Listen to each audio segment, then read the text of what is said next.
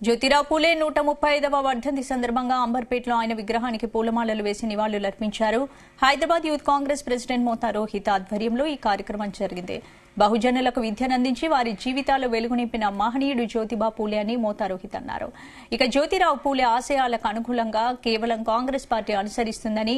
కులగన్న గౌడ ఇందులో భాగమే అన్నారు.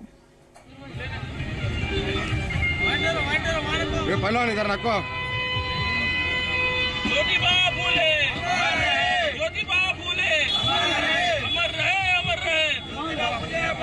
अमर रहे अमर रहे महात्मा ज्योतिबा फूले गारी 135వ వర్ధంతి సందర్భంగా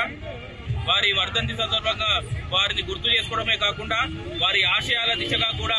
ఏ పార్టీ అయినా ఈ దేశంలో పనిచేస్తుందంటే అది కేవలం కాంగ్రెస్ పార్టీ అని తెలియజేస్తున్నాము. దేశవ్యాప్తంగా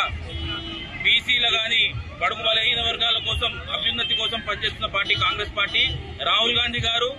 జాతీయ కులగణన మరి రాష్ట్ర వ్యాప్తంగా దేశవ్యాప్తంగా నిర్వహించాలని చెప్పేసి